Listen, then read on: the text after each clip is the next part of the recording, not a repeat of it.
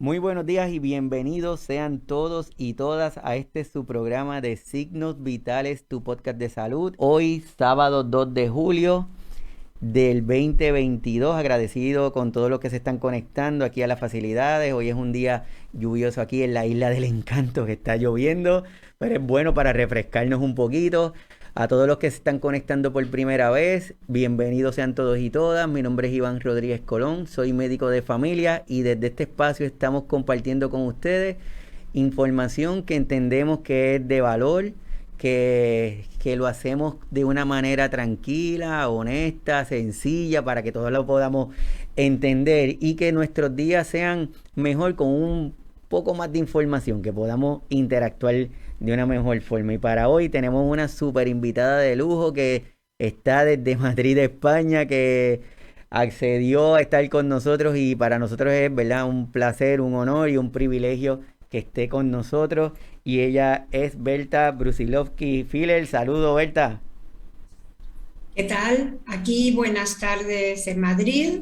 No sé qué hora es allí, las 12, ¿verdad? Las Las 12. 11:10 de la mañana más o menos. Uy, ¿cuántas horas? Bueno, aquí las 5 de la tarde y 12 minutos. Ah, sí, que llevamos un ratito. Así que, pero gracias por estar aquí con nosotros.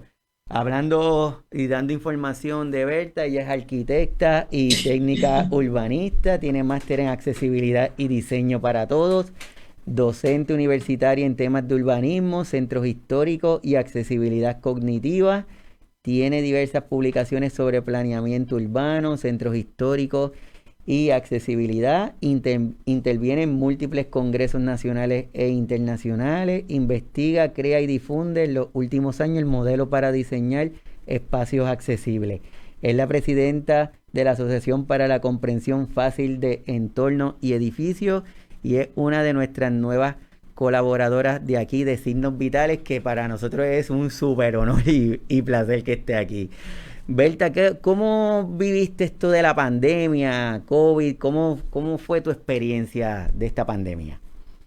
Bueno, venimos hablando desde hace 10, 15 minutitos y ya le expliqué a Iván que yo soy una persona que en general no me dejo amilanar por situaciones complejas, por enfermedades, que tuve algunas. No tuve COVID, no me contagié, estuve cuidándome muchísimo, pero bueno, he tenido suerte también, debo ser una persona fuerte.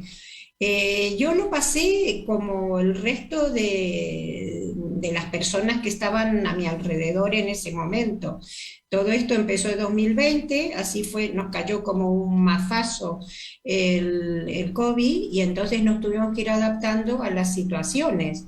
Los primeros 3 meses aquí en España, yo vivo en Madrid, mi familia también vive en Madrid, yo vivo sola, soy arquitecta, como dijo Iván, y trabajo en temas de accesibilidad universal y cognitiva, hago proyectos, me tengo que mover mucho.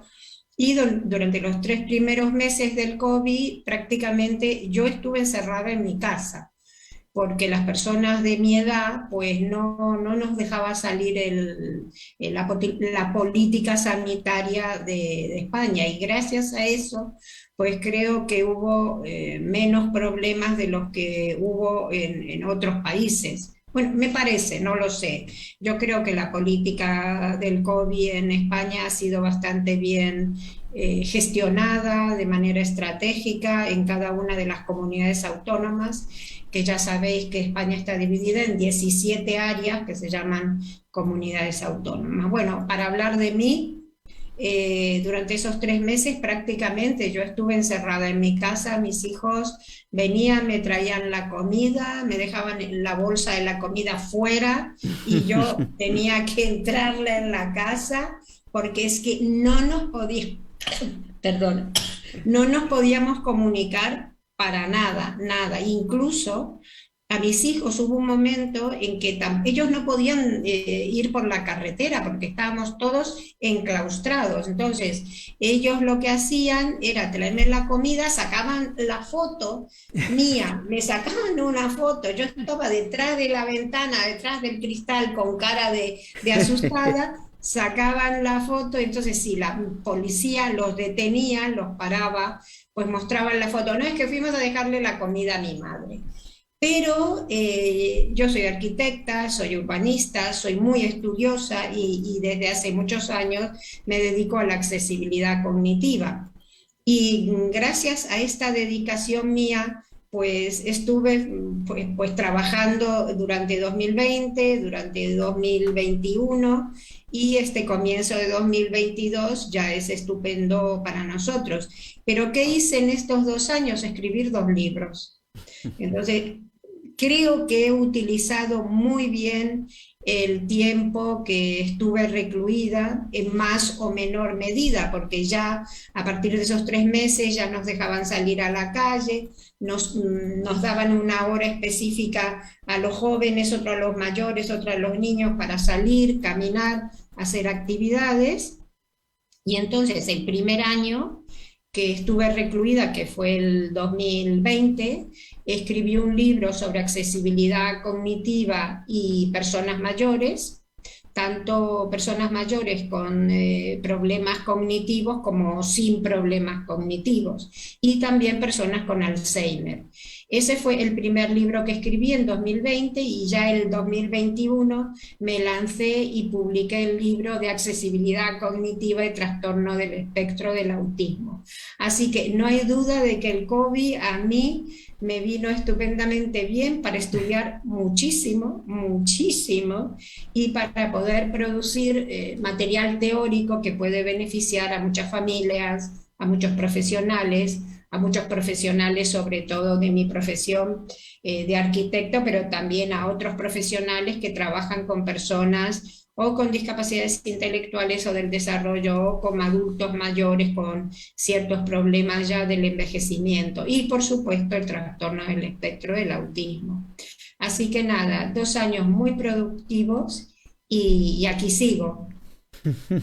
Así es, y como estás diciendo, esta pandemia cada uno de nosotros lo hemos vivido de una manera diferente y también ha provocado que nuestro vocabulario ha ido aumentando, ha ido creciendo. Entonces, hoy vamos a estar ayudándonos a incorporar palabras como lo que es la sinapsis, espacios laberínticos, lo que son nodos, estructuras, espacios accesibles, entre otros. Y para eso es que te tenemos aquí con nosotros y sé que nos vas a ayudar, pero increíblemente. ¿Qué es accesibilidad cognitiva?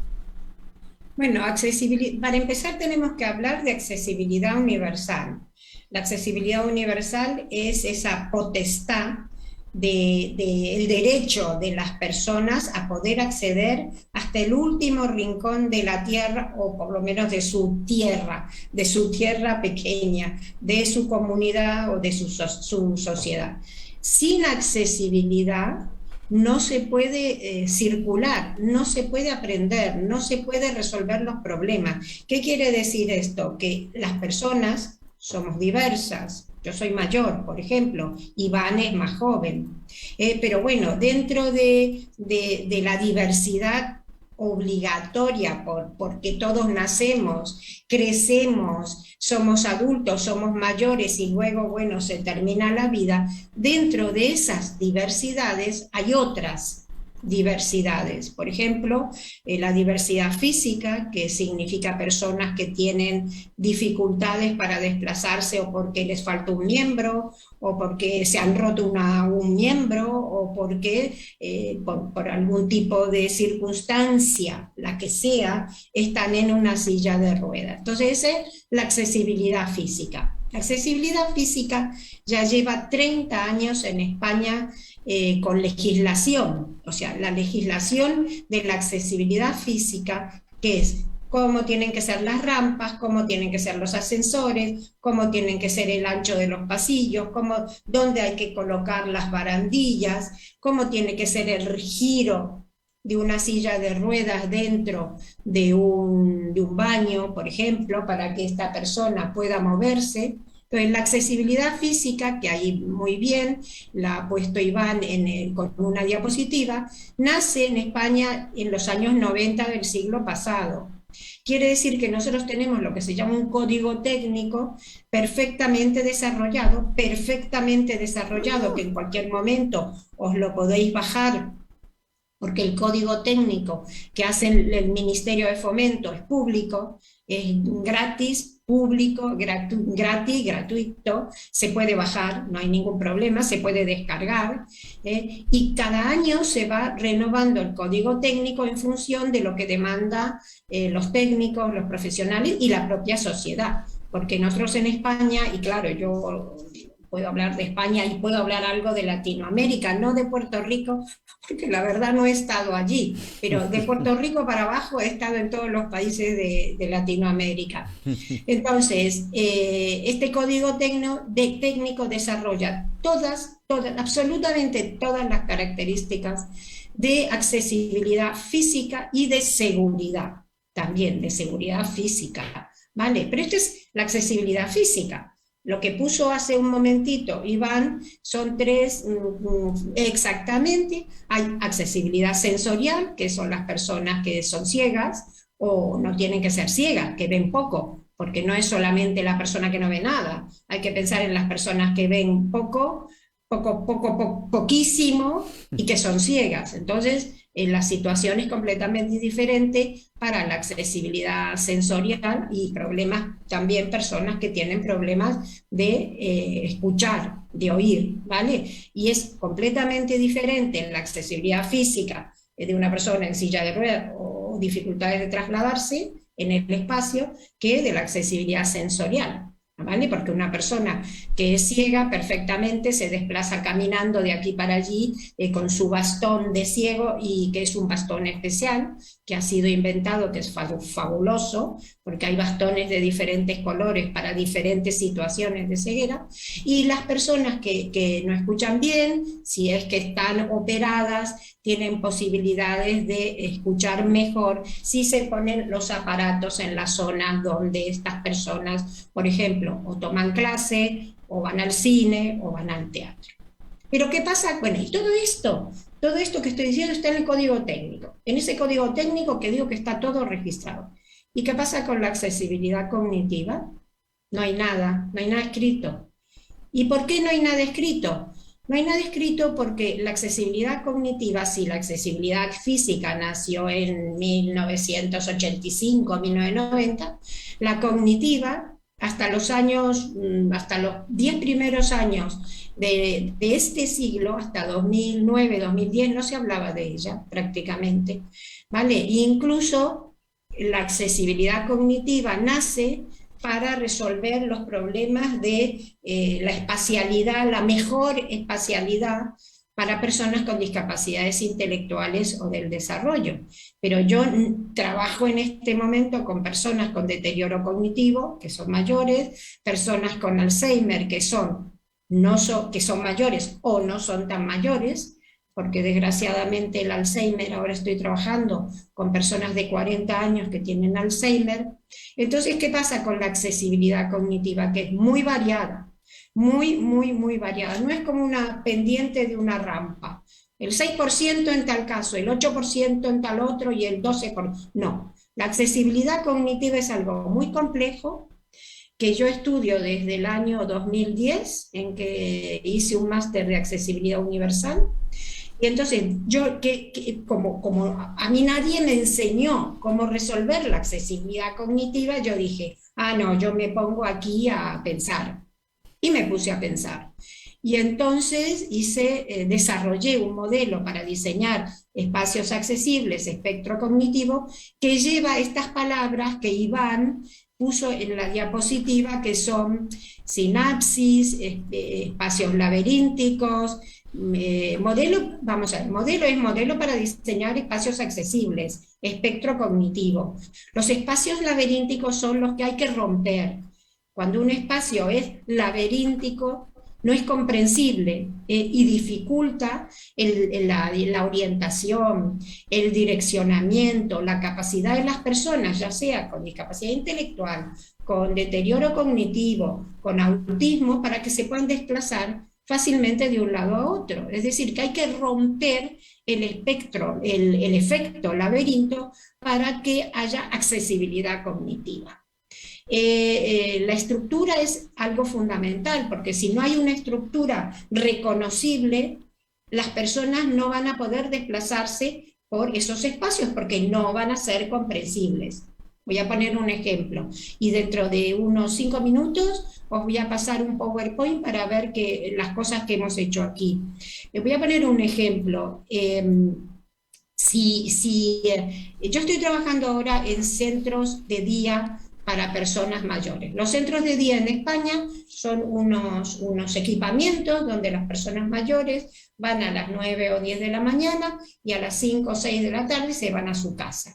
Y entonces esto sirve para personas que tienen o algún problema digamos, físico, porque necesitan apoyos, necesitan algún aparato, o necesitan un bastón, o necesitan apoyarse en otras personas, es un apoyo humano. Pero estas personas que tienen problemas físicos, pero yo trabajo con personas con deterioro cognitivo, ¿vale? Entonces, el deterioro cognitivo de estas personas es muy variable, muy variable. No sirven los mismos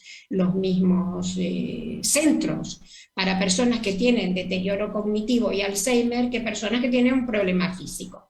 Y voy a poner un ejemplo. En el centro de día en el que estoy ahora, que es un centro de día para personas con Alzheimer joven, esas personas tienen 40 años, tienen Alzheimer, tienen 50, hasta 60 años, porque el Alzheimer joven va desde la edad que lamentablemente se desencadena, 40 años, por ejemplo, pero hasta los 63, 64 años. En ese momento el Alzheimer ya no es joven o precoz, es Alzheimer como una enfermedad del envejecimiento. Entonces, ¿qué pasa?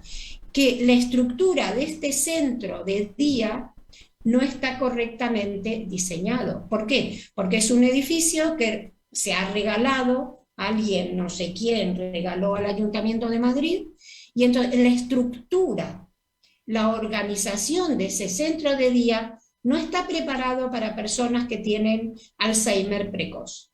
Entonces, a mí me dicen, bueno, y ahora tú resuelves los problemas. Claro, yo los trato de resolver, pero hay algunos que no tienen solución. No tienen. Y eso, claro, no me voy a poner ahora en media hora o en 3/4 de hora a contar qué problema, pero voy a decir uno solo.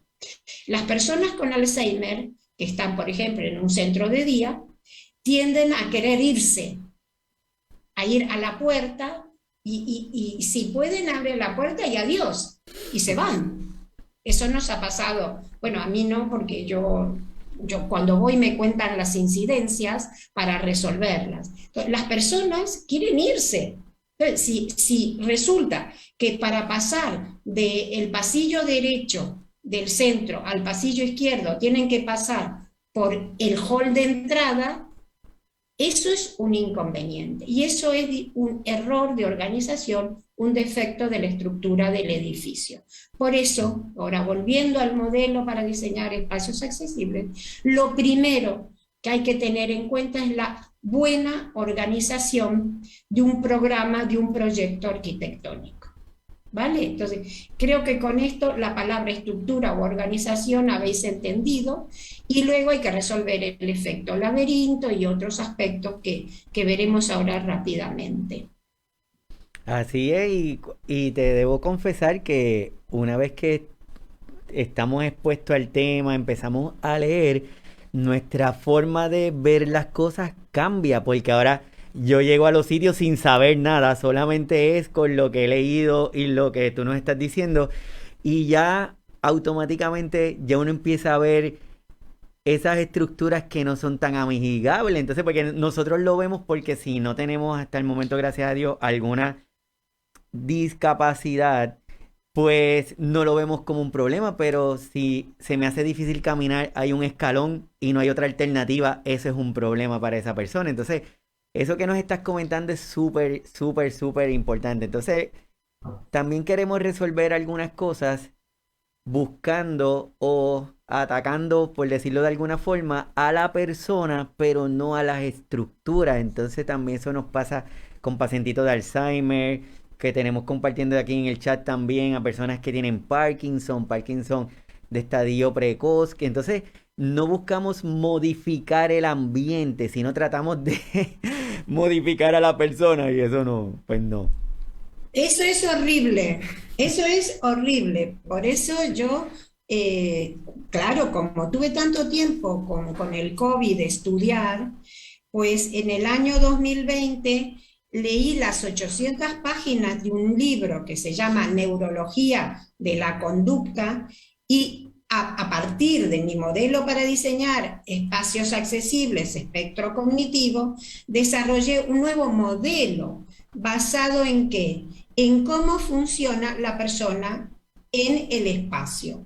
Pero no es lo mismo una persona con Alzheimer que una persona con Parkinson, que un niño que tiene autismo. Es diferente. Por eso el libro de personas mayores incluye personas con problemas físicos, personas con deterioro cognitivo leve, personas con Parkinson y personas con Alzheimer, bueno, u otras demencias. ¿Vale? Entonces, cada capítulo se refiere a la neurología de la conducta espacial de estas personas y entonces yo, entre comillas, inventé un método para que esas personas funcionen mejor en el espacio. Por eso la arquitectura es tan importante, porque no podemos decir, bueno, y ahora vamos a resolver los problemas de este edificio con pictogramas. No, porque el pictograma es un dibujo. Y os voy a decir más. Las personas que tienen Alzheimer precoz muchas veces no reconocen esos dibujos.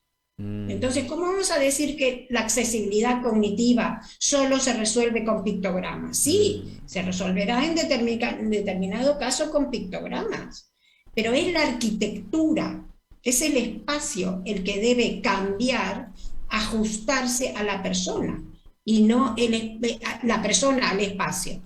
Con respecto a lo que tú dijiste del escalón, eso es, fíjate, es una palabra que normalmente nos llama a la atención, a nuestro oído, personas con silla de ruedas, ¿verdad? Sí. Pues resulta que las personas con Alzheimer precoz no distinguen los escalones tampoco. O sea, pueden pasar un escalón porque no tienen problemas físicos, pero no ven el escalón porque tienen problemas de la percepción. Entonces, si tú esto no lo sabes, si no lo sabes, crees que un escalón es un problema de una persona en silla de ruedas. Y no, un escalón es un problema para una persona con Alzheimer precoz, fundamentalmente, que tiene problemas de la percepción. Porque lo primero que afecta el Alzheimer precoz, una persona de 40 años, que va al supermercado y se cae. ¿Por qué se cae? Porque hay un escaloncito que no vio, porque no lo ve. Entonces, ¿qué tenemos que hacer? Resolver. Primero, no poner escalones, pero si hay escalones, inventar un elemento que a esa persona le llame la atención para que sepa que eso que hay ahí es un escalón. Y esto solo la arquitectura lo puede resolver, no lo puede resolver ni los pictogramas ni la lectura fácil, porque aquí en España hay organizaciones que trabajan trabajan muchísimo en pro de la discapacidad intelectual o del desarrollo, y ellos promueven la accesibilidad cognitiva desde el punto de vista de los pictogramas y de la lectura fácil. Y yo soy claro, como yo soy arquitecta y todo lo que lo estudio para resolver los problemas de la arquitectura, pues yo soy la que lleva la bandera de la accesibilidad cognitiva y la arquitectura. Muy bien, eso está muy bien. Y voy a aprovechar que está compartiendo eso para hablar de capacidades cognitivas, para que todos los que nos están viendo, todos los que van a estar escuchando luego el podcast, para que vayan relacionando las palabras. Y capacidades cognitivas se refiere a todo lo relacionado con el procesamiento de la información, como Berta nos está diciendo. Eso va desde la atención, percepción, memoria, resolución de problemas, comprensión, establecimiento de analogías, entre otras. Y yo creo que esa definición que está ahí, Berta me lo aclara, ahí nos habla de muchos de nuestras personas. Pueden ser nuestros adultos mayores que no están enfermos, pero por la edad vamos perdiendo algo de la percepción, de la atención. También ahí podemos incluir al grupo de adultos que tienen condiciones neurogenerativas. Tenemos a jóvenes, niños que tienen condiciones de edades de nacimiento. O sea que esa definición nos ayuda como que a entender lo que Berta nos está diciendo y cambiar la mirada, que yo creo que eso yo entiendo que va a ser una de nuestras misiones hoy, el cambiar la mirada, que no vamos a ver a la persona como la que tiene la situación, probablemente es el espacio, somos nosotros y si podemos hacer algo, pues de show, para eso tenemos a Berta. Claro, porque esto está muy bien, la diapositiva esta, porque yo trabajaba con el modelo para diseñar espacios accesibles, espectro cognitivo, y desarrollé una metodología que rápidamente voy a pasar el PowerPoint dentro de un momentito. Pero yo como trabajaba, porque os quiero decir que cuando empecé a trabajar, trabajaba con discapacidad intelectual, personas con discapacidad intelectual. Trabajé 5 años con una organización que se llama Fañas, de personas con discapacidad intelectual, con la que tuve la enorme suerte de trabajar, porque el primer libro que escribí, importantísimo, porque yo escribí ya 14 libros, ¿vale? Que están todos colgados en internet. Unos son de descarga gratis, otros no, pero bueno, ahí están. Entonces, yo trabajaba con personas con discapacidad intelectual y lo que me llamaba muchísimo la atención eran los problemas de memoria que tenían ellos. Y yo, claro, dije, ¿y por qué? A ver, ¿qué tendrá, qué afección tendrán, qué problema en el cerebro tendrán? Porque todo lo que somos nosotros es cerebro, os digo la verdad, o sea que no digamos que el corazón y el... No, no, no, vamos a ver. Si el cerebro no funciona, no funciona nada, ¿vale? O sea, el cerebro al no funcionar nos deja en estado de coma, ¿vale? Entonces, ¿qué pasa en el cerebro con las personas que tienen discapacidades intelectuales o del desarrollo para que tengan tantas dificultades de memoria? Y entonces fue ahí donde a partir de mi modelo para diseñar, que yo ya tenía como muy establecido, lo primero que hice fue estudiar la memoria. No la memoria, porque no es la memoria. Para todos los que estén escuchando, no sé si saben que existen muchísimas memorias. El primer libro que yo me puse a profundizar los problemas del cerebro de las personas con discapacidad intelectual son problemas de memoria. Y después ya me puse a estudiar otros aspectos más complejos de conducta espacial. Pero lo primero que me llamó la atención es cómo así se olvidaban algunas cosas. Claro, y ahí descubrí que existen diferentes memorias. Eso que es así se llama memoria de corto plazo o memoria de trabajo, y esa no dura nada. Si yo también tengo miedo de estar hablando con vosotros ahora, decir algo y al segundo, a los 10 segundos se me olvida lo que dije antes. Y esa es la memoria de trabajo o de corto plazo que no dura prácticamente nada. Y es el problema que tienen muchas personas con discapacidad intelectuales y por eso a lo largo del camino, a lo largo de un recorrido que ellos tienen que hacer, conviene ponerle recuerdos, lo que yo llamo memorias externas, que les recuerden que van en el buen camino, que les faltan tantos metros para llegar a su destino, en fin, que los haga sentir cómodos, que no tengan estrés en el espacio, porque claro, el estrés les quita también a ellos condiciones, les quita capacidades ejecutivas que son importantísimas. La capacidad ejecutiva es la capacidad nuestra de las personas de tomar decisiones, de hacer 2, 3, 4 cosas al momento, en el mismo momento, ¿vale? Es lo que acaba de mostrar Iván, que eran las capacidades cognitivas. Y por supuesto la atención. Sin atención no se puede hacer nada. Si yo en este momento agarro el teléfono y me pongo así sin que os deis cuenta, a mirar los mensajes que me han llegado, seguramente voy a decir tonterías aquí. O sea que la atención hay que concentrarla y sobre todo hay que concentrarla cuando las personas tienen algún problema cognitivo o deterioro cognitivo, como pasa con los mayores, ¿vale?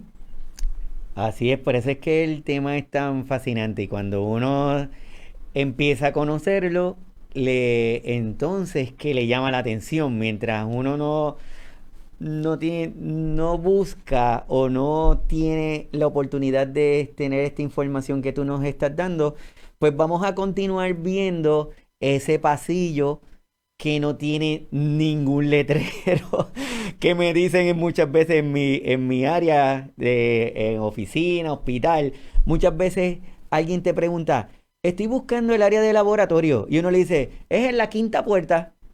Pero la quinta puerta no tiene ningún letrero, no tiene ningún color, no tiene nada que te identifique. Y es la primera vez que yo llego a ese sitio. Entonces uno está tratando de adivinar. Por eso es que es súper interesante lo que tú nos estás trayendo. Sí, y cuando antes hablamos de organización y estructura, es que hay que pensar que a lo mejor el pasillo no es bueno para todo, que hay que estar ya pensando en arquitecturas que no son solo pasillos con puertas, Mm. porque las puertas están muy bien, ¿sí? Uno tiene, claro, si tú vas a un hotel, necesitas que tu habitación tenga una puerta para separarse del pasillo y de las otras habitaciones, pero eso es un hotel, no es un colegio, no es una guardería, no es un centro de día de mayores. A lo mejor las puertas tienen que ir desapareciendo y los pasillos también, que esté todo mucho más integrado y que las personas puedan hacer actividades más relacionadas entre sí.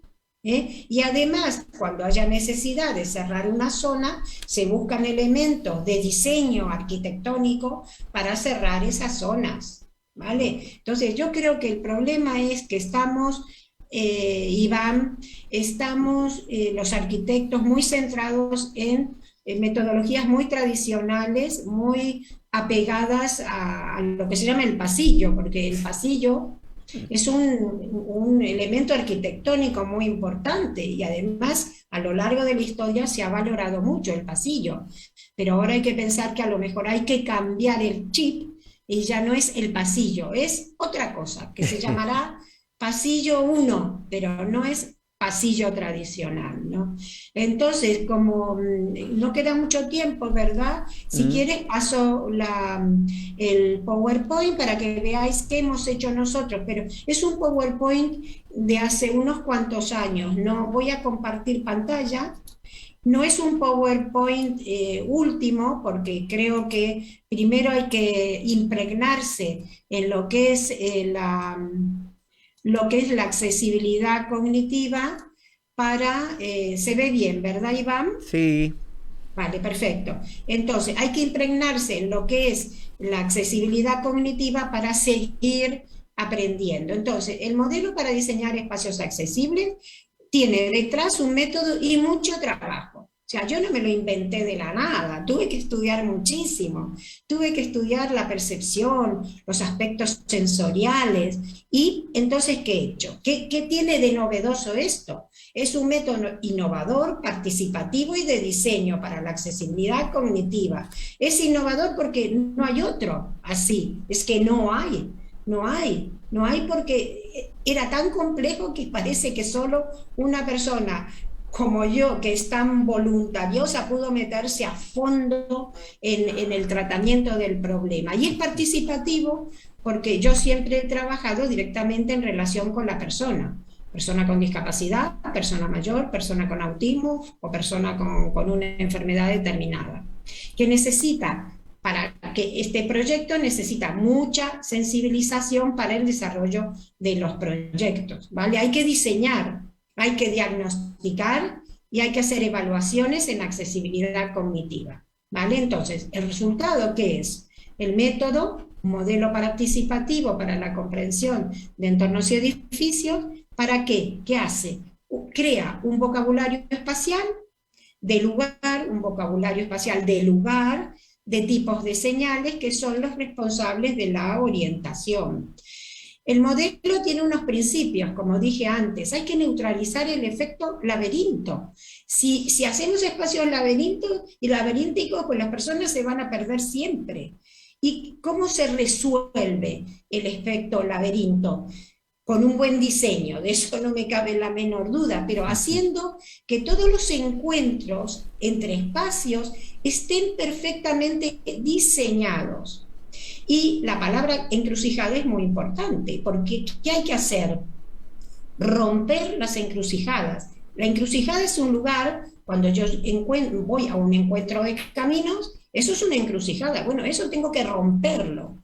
¿Para qué? Para evitar confusión y desorientación. Y hay que eliminar obstáculos de diseño, no hay que poner cosas sobrantes en el espacio. ¿Por qué? Porque eso impide que la gente pueda centrar su atención. Tenéis que tener en cuenta que personas con deterioro cognitivo, personas con discapacidades intelectuales, personas con autismo, no tienen tantas posibilidades de concentrarse, sobre todo en espacios que están llenos de papeles, llenos de cuadros y llenos de figuras, ¿vale? Y hay que crear referencias cuando el edificio, como conté antes con respecto a este edificio de Alzheimer precoz, no reúne las condiciones adecuadas. Entonces, ¿cuáles son las palabras clave? Efecto laberinto, encrucijada, obstáculos físicos y de la percepción. ¿Qué tenemos que hacer? Por ejemplo, esto es mío, es decir, yo voy a contar algo que es esto, que se me ocurrió a mí. Para que no haya desorientación, cada tanto tengo que crear un efecto que yo lo inventé a este nombre, efecto umbral. ¿Y qué es esto? Que cada tanto tengo que colocar una marca para evitar que la gente se pierda. Y luego hay otros aspectos que no se pueden contar aquí en 5 minutos porque os voy a marear. Así que lo que voy a mostrar son ejemplos de lo que he hecho en los años 2000, entre 2016 y 2018, que publiqué el libro Índice de Accesibilidad Cognitiva. Ahí tenéis ese pasillo que dice A12 y A11. Era un pasillo que tú tenías 2 puertas, pero ¿dónde entro? ¿A la de la derecha? ¿La de la izquierda? ¿Por dónde voy? ¿Por el lado derecho? ¿Por el izquierdo? Entonces, el efecto umbral me va marcando, en este caso con flechitas de ida y flechitas de vuelta, para que yo me dirija hacia la A12, que es un aula de una universidad. Esto es de una universidad, no tiene nada que ver con personas con discapacidad intelectual, porque es una universidad, pero la gente no llegaba a los exámenes porque se perdía en los pasillos. Y luego el efecto agrupación, segregación, significa que si yo quiero que se destaque algo, pues por ejemplo le cambio el color y lo pongo en amarillo, y al resto lo dejo en azul, en celeste o en cualquier otro color. Entonces el efecto agrupación, segregación, destacará lo que yo quiero destacar. Y las formas también me van a guiar, porque eso que veis ahí, esa cesta, es un edificio de una empresa que fabrica cestas. Entonces, si alguien viene de lejos y no sabe dónde está la fábrica de cestas, va a ver esta cesta, que es un edificio, porque los agujeritos que se ven ahí son ventanas. Bueno, esto es complejo. Yo no puedo ponerme aquí en poco tiempo a llenaros de conceptos porque os voy a marear. Pero sí quiero deciros qué es la sinapsis que Iván puso antes. La sinapsis espacial son puentes de unión. Ramón y Cajal, a principios del siglo XIX, un médico, un neurólogo español que fue premio Nobel, inventó la palabra sinapsis. ¿Qué quiere decir sinapsis? Es el punto de unión de las neuronas. Bueno, para mí, la sinapsis espacial es el punto de unión de 2 espacios. Si no hay sinapsis espacial, hay un problema, ¿verdad, Iván? Así es. ¿Verdad? Sí, si no hay la sinapsis, no hay comunicación efectiva. Y entonces, si no hay sinapsis espacial, tampoco hay comunicación. Por eso me encantó esta palabra y la puse dentro del modelo. Y entonces, estos son planos que yo hago, estos son planos que hago, esto es de un centro de mayores, donde lo que hago yo es cuando no hay, por ejemplo, sinapsis, me invento la sinapsis. ¿Vale? Con todos estos elementos. Y todos los paneles de información que yo hago, ahí tenéis el panel principal de información de un edificio que es un centro de día de mayores. Fijaos que hay a la izquierda, dice -1, 0, 1, muy clarito, muy grande, y los colores que van a ir acompañando al usuario para que si quiere ir a la sala de descanso busque ese color, y si quiere ir al comedor o a la sala de terapia busque el otro color.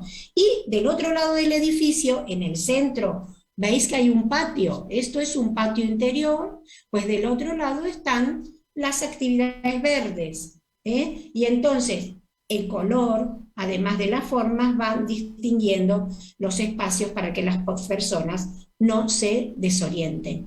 Pero más importante, yo ya no hago los famosos pictogramas de plena inclusión, yo diseño figuras humanas reales a tamaño casi real para que acompañen a las personas mayores en su movilidad espacial en los centros de día.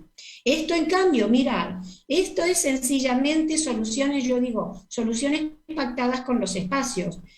Para cada función le doy un color, para cada, por ejemplo, esto no tiene nada que ver con personas con discapacidades, no tiene nada que ver con personas mayores, es un centro de formación profesional para adultos que van a pasar a la universidad, o sea, nada de discapacidad intelectual. Pero ¿qué pasa? Como hay, fijaos, 1, 2, 3, 4, 5, 6, 7, 8 edificios, cuando entraban se perdían y no llegaban a horario a los exámenes porque no sabían cómo llegar a su aula, por la confusión interior. Entonces, a través de pactar soluciones con los edificios y con los diferentes espacios, ¿mediante qué? Mediante colores, mediante letreros, mediante un panel importantísimo, como veis aquí, de información, pues las personas ahora sí llegan a tiempo a dar su examen. Este es el mismo edificio, ahí tenéis edificio A, edificio A3, A4 con sus colores, las figuras que orientan a los estudiantes para que puedan llegar a las zonas deportivas, y cuando no hay un elemento centralizador que los oriente, pues les ponemos en el suelo estas pegatinas de vinilos que van llevándolos a través del color correspondiente de cada edificio. Como veis, esto no es ni para personas con discapacidad intelectual ni para personas con Alzheimer, es para todo el mundo que quiera orientarse en el espacio. Y entonces, esta metodología es participativa porque trabaja con personas con discapacidad intelectual. Por eso, mi método trabaja con los usuarios, en lectura fácil también, los capacitamos, con ellos hacemos evaluaciones, luego se diseña, y el libro que yo escribí, que se llama Índice de Accesibilidad Cognitiva, permite perfectamente evaluar si un edificio tiene accesibilidad cognitiva o no. Y este libro que dice Guía para Formación en Accesibilidad Cognitiva es gratis, se descarga libremente y lo podéis conseguir en internet. Y aquí tenemos casos de inclusión y formación a las personas. Todas estas personas que veis aquí abajo son diafañas, tienen discapacidades intelectuales diversas. Esta es una chica que es evaluadora espacial, este muchacho también, y aquí estoy yo en la presentación de un libro que hicimos con la Comunidad de Madrid, que es diagnóstico de accesibilidad cognitiva en espacios y entornos de trabajo. Y ahí estamos todos ahí contentos presentando el trabajo. Entonces, aquí, ¿cómo vamos de tiempo? Estamos bien. Sí, bueno, a ver, vamos a ver, os pongo este vídeo. ¿Lo ven? ¿Se escucha? Sí. Vale. Primer objetivo, padrón. A por ello. Un sello que te ponen en una hoja para que te padrones como que vives aquí, ¿no? Entonces, No. No, aquí lo encontramos. ¿Damos una vuelta o damos como así? Venga, vamos para arriba. Vamos para allá. ¿Y por qué lo sabes? Porque no he visto por el dibujo, ya vi. De la flecha que vienen caminando y que toma una flecha y que luego tuerza la misma flecha y que luego se sale en el...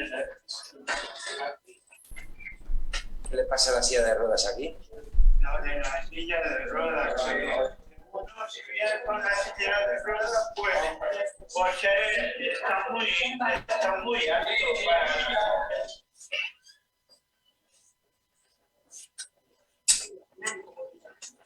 No puedo. Seguimos, a ver si hay. Emma, yo creo que está por aquí. 3. Es difícil de llegar, ¿verdad? No hay carteles, no hay nada. Es que está para poder llegar. Carteles, pues pero hay mira, arquitecto. Arquitecto, sí,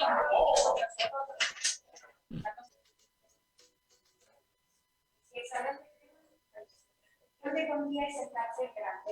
Aquí, Oscar, ven. Pondría aquí carteles porque a veces en los hospitales y eso hay carteles aquí, hay flechitas para que te indiquen. Como un caminito. Sí, Un el caminito. salón de frente. Muy bien. Y luego en la pared pues pondría más carteles o más flechitas en las paredes para que te vayan indicando, como por ejemplo, Rayitas. para que te vayan indicando dónde está El salón de pre.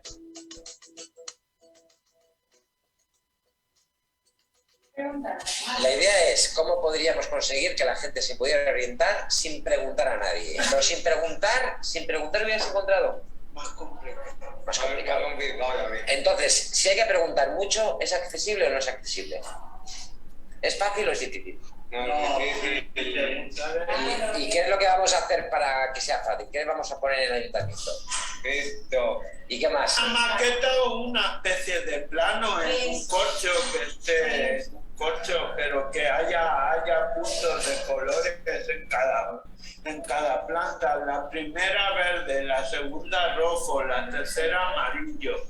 Y así no se perdería tanto, la gente no preguntaría tanto. Bueno, Que preguntar es bueno, pero encontrarlo por ti mismo es mejor que preguntar. ahí estamos. Porque si no hay... Claro. Eso es lo más importante. Porque ¿qué pasa si no hay nadie para preguntar? Nos perdemos. Como te pasó con el metro, ¿no? Pues eso es lo que vamos a proponerles, ¿os parece, chicos? ¿Vale? Un aplauso. Sí, señor.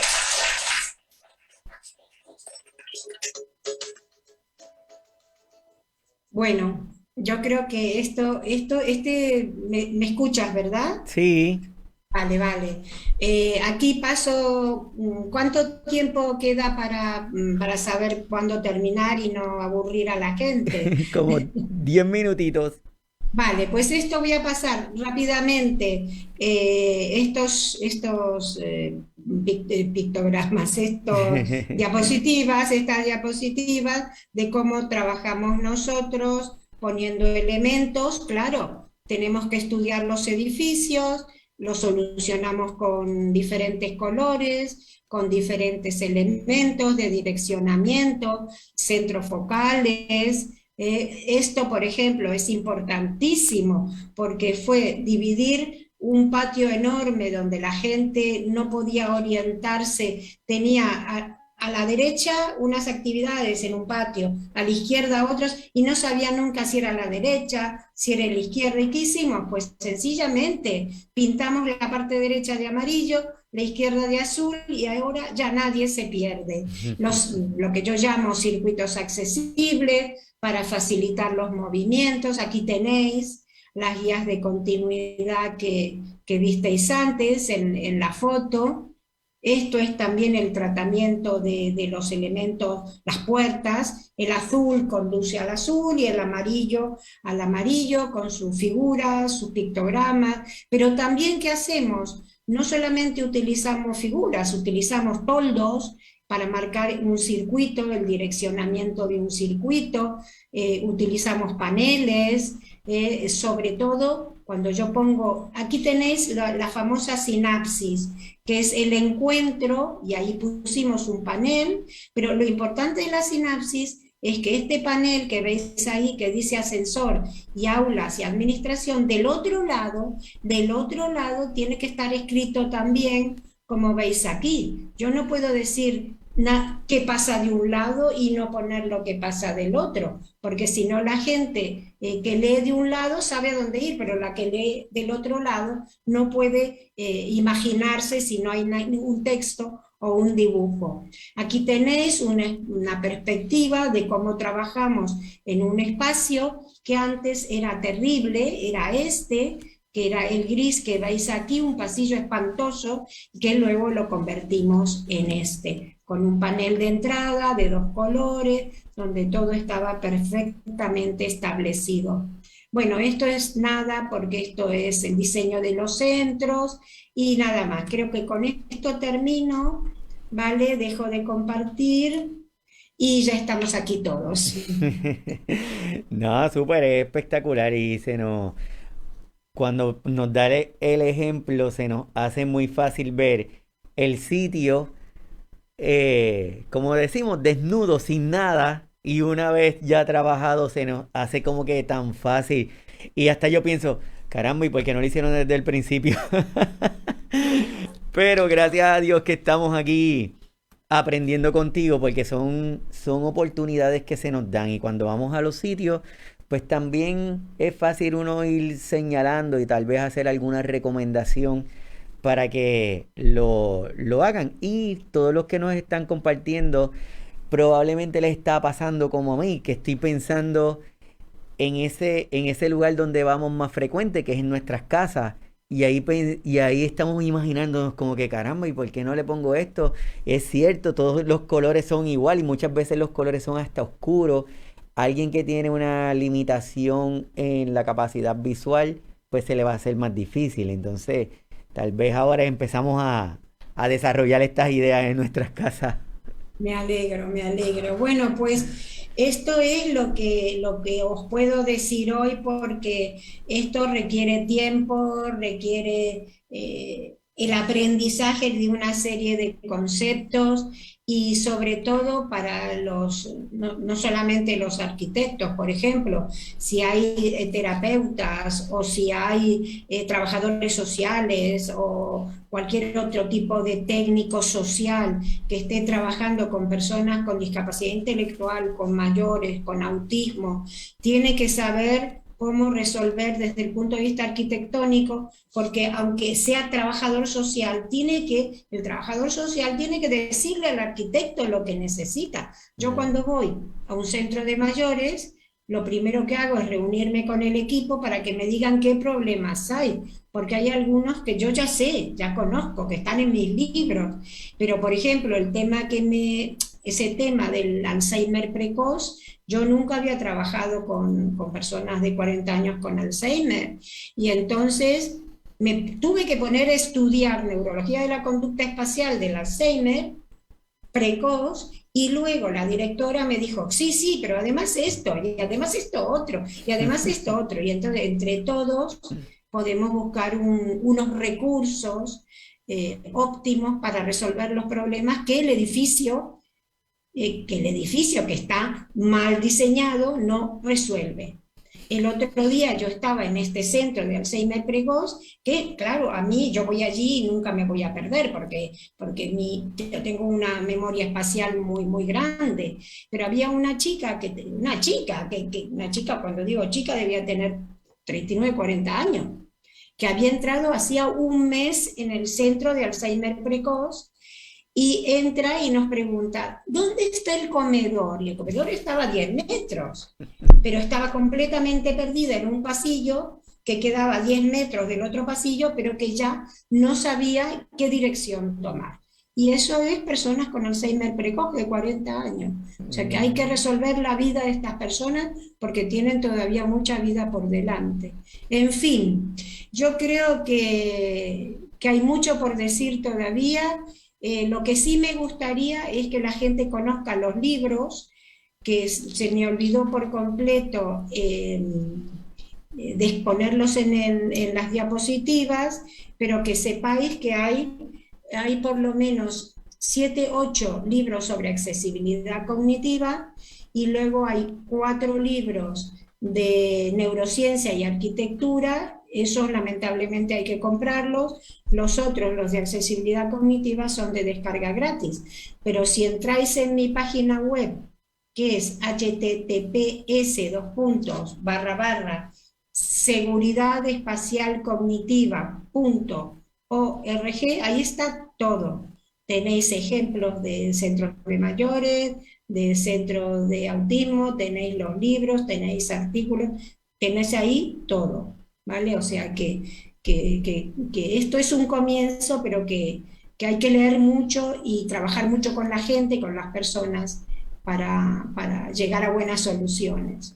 Sí, no, seguro, y súper agradecido como quiera. Todos los que están conectados y luego ven el episodio en el canal de YouTube, lo vamos a estar editando y vamos a poner el enlace y vamos a poner las imágenes de los diferentes libros para que los que les interese puedan estar ahí, los puedan buscar. Así que agradezco a todos los que están conectados también. A modo de resumen, ¿qué le pudieras decir a todos los que están conectados o a los que van a ver luego el episodio o los que los van a estar escuchando? ¿Qué le pudieras decir? Bueno, yo lo que puedo decir es que se dejen invadir de esta metodología de trabajo y de otras parecidas también, ¿no?, que pueda haber por ahí, que es una metodología de trabajo sobre todo centrada en la persona. O sea, yo estoy centrada en la persona, con sus características, su diversidad, y si tú no estás centrado en la persona, en las personas, en su diversidad, en las necesidades de esa persona, evidentemente le vas a dar una pastilla para el estómago cuando le duele la pierna.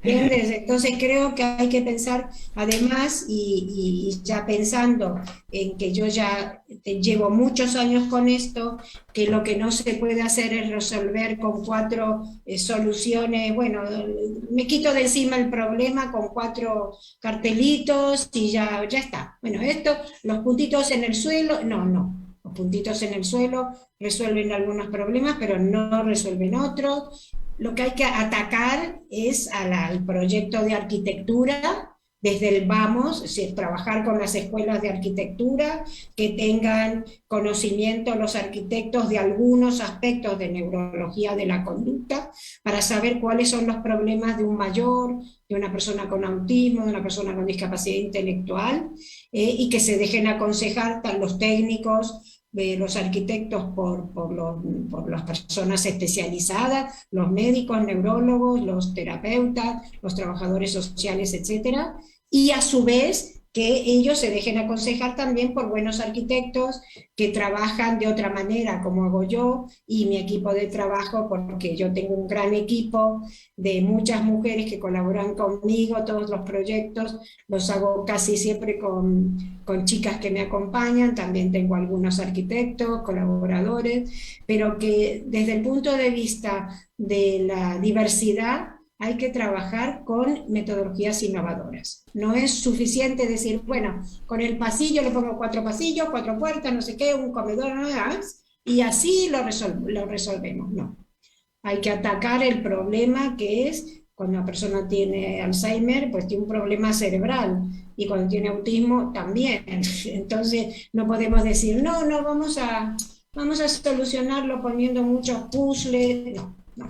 Entonces que hay que trabajar seriamente y con metodologías innovadoras que vayan progresando en el conocimiento, por una parte, de qué arquitecturas son las mejores y son las mejores para qué usuarios son las mejores arquitecturas. Entonces, esa es mi recomendación y que lean y lean mucho. Esa es mi recomendación. Súper, no, súper agradecido por el tiempo, agradecido por enseñarnos, súper agradecido por la forma en que lo presentas también, que lo podemos entender. Así que sabes que aquí en Puerto Rico tienes una casa. Espero que podamos volverte a tener con un tema más puntual para que nos puedas seguir ayudando y educando. Yo estoy seguro que todas las personas que se conectaron y a todos los que van a estar escuchando el episodio le va a servir de mucho, pero de mucha ayuda. Así que muchísimas gracias, Berta. A vosotros por escucharme y yo disfruto cuando veo que la gente aprende, disfruta y que eso sirve para mejorar los entornos y los edificios. Así que hasta otra vez, Iván, muchísimas gracias por la invitación y al equipo técnico que está ahí detrás que nunca se ve. Muchísimas gracias también a todos, porque voy a una tontería, pero el vídeo yo pregunté, ¿se escucha? Porque hace poco di una clase, que era una clase de verdad, en Barcelona, puse el vídeo y nadie lo pudo escuchar porque había algún problema. Entonces, muchas gracias por tener tan buenos técnicos y nos vemos en cualquier momento. No, gracias, súper agradecido, de verdad, súper agradecido a todos los que están con nosotros. Muchísimas gracias, los espero el próximo sábado, que vamos a estar con uno de nuestros colaboradores de lujo. Estuvo con nosotros y va a estar de nuevo hablándonos de un tema que está súper interesante. Por eso le dije a Raquel que esté pendiente. Es el doctor Agustín Torres Cid. Va a estar hablando de la resistencia a los cuidados. ¿Cuánto nos pasa que nuestros cuidadores se agotan porque dicen que el pacientito que no le hace caso, que no los escucha, entre otras cosas? Entonces vamos a estar hablando de este tema de la resistencia de los cuidados, que yo estoy seguro que a nuestros cuidadores, a nuestras cuidadoras le va a interesar. Así que un gran abrazo para todos. A Berta, nos estaremos comunicando para volverte a tener aquí con nosotros. Y a todos los que están en su casa, síganse cuidando, protegiéndose, no importa en qué país estén. Y nos vemos el sábado. Y lo otro que le había dicho a doña Berta es que ya estamos en el mes del cumpleaños de Signos Vitales, estamos en el segundo año, y el sábado que viene el primer episodio se fue el 11 de julio 11 de julio del 2020, y ya para el sábado que viene pues ya vamos a estarlo pasando. Así que gracias a todos y a todas por estar aquí con nosotros. Un gran abrazo y nos estamos viendo el sábado. Nos vemos. Adiós, hasta pronto. Bye.